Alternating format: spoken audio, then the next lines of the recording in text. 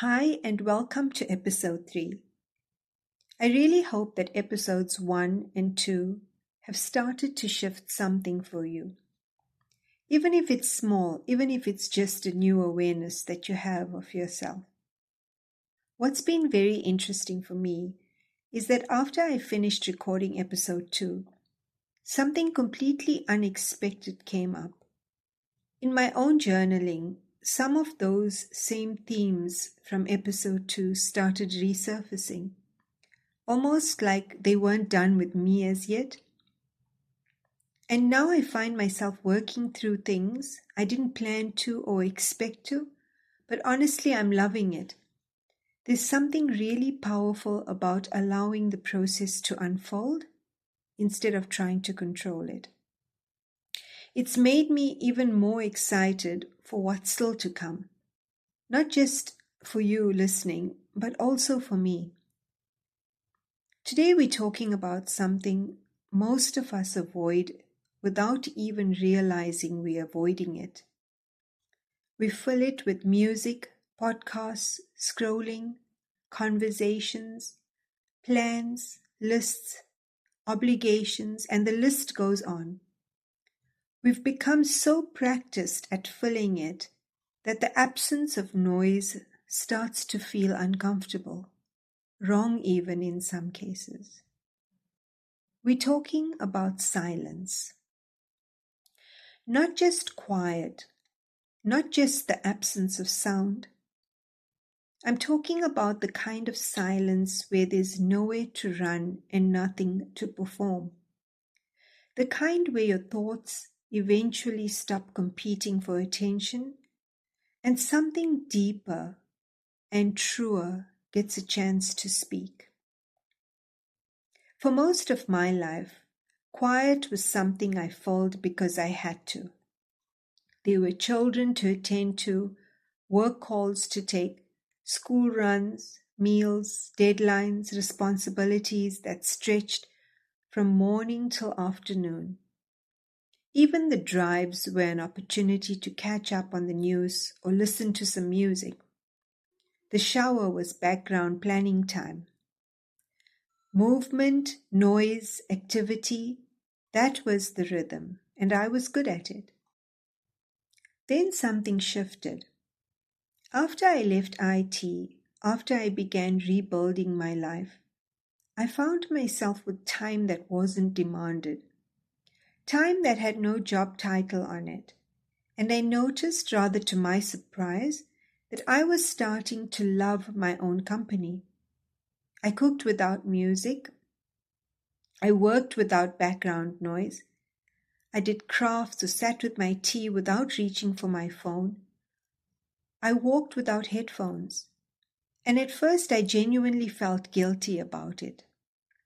That familiar nagging voice whispered, "You should be multitasking. You should be doing something more productive. You're wasting time. This is indulgent. What are you achieving?" And it was so interesting to watch because in my home, it's the complete opposite. My kids looked at me like I'd gone mad. For them, there's always music in their headphones while studying, or something playing in the background while they're busy with other things. Silence felt strange to them, almost uncomfortable. But for me, in those quiet moments, something shifted. Instead of feeling like I was doing less, I started noticing that I was actually more present. I was aware and more connected to what I was doing, with even the simplest of things. But the more I allowed the quiet, the clearer I became. Not less productive, but there was clarity. And clarity, I've come to understand, is far more valuable than busyness. Because clarity is what lets you choose the right things to be busy with. I want to offer you an image that helped me understand what silence does. Think of your mind like a glass jar filled with muddy water. When you shake it constantly, with your opinions, distractions, other people's expectations, the noise of digital life, the water stays cloudy. You can't see through it. You can't even see what's at the bottom. Everything is disturbed. But if you set the jar down, if you stop shaking it and simply leave it alone, the sediment settles on its own. Gradually, without effort, the water clears itself. You don't have to do anything. You just have to stop. That's what silence does for the mind. You don't solve everything. You don't force clarity. You allow things to settle. And what's true rises naturally to the surface, into the light, where you can finally see it. My best ideas have always arrived when I wasn't chasing them. Actually, when I took a mind break. Solutions that used to require hours of tense, effortful thinking appear almost effortlessly during my quiet walk. Not because I'm somehow smarter in silence, but because I'm listening instead of pushing. And there's an enormous difference between those two things. Can I tell you what actually happens when I sit in silence? Because I think it's quite interesting. I don't hear grand revelations. I don't have visions or lightning bolt moments. What I hear is much more ordinary than that. I notice what I'm actually feeling underneath what I've told myself I'm feeling. I notice what's bothering me that I've been too busy to address. I notice where my energy is genuinely going and whether that's where I want it to go. Silence has a way of making the honest things louder. The things you've been half aware of but haven't wanted to look at directly. And sometimes that's uncomfortable. Sometimes what rises to the surface in the quiet is grief or longing, or the quiet admission that something in your life is not aligned with who you're becoming. But uncomfortable and wrong are not the same thing. Discomfort in silence is usually information. It means you finally stopped running enough to avoid it.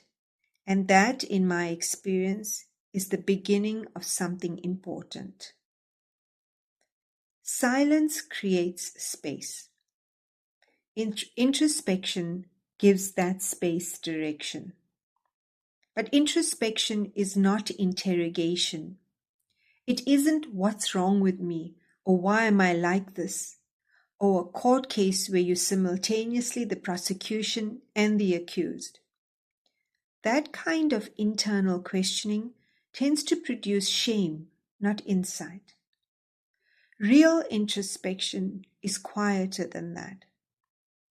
It's what's true for me right now. What am I actually feeling? What do I need that I haven't given myself permission to need?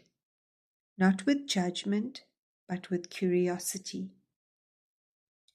One of the clearest things I've noticed when I finally got truly quiet was my tendency to overgive. For years, I equated giving with value.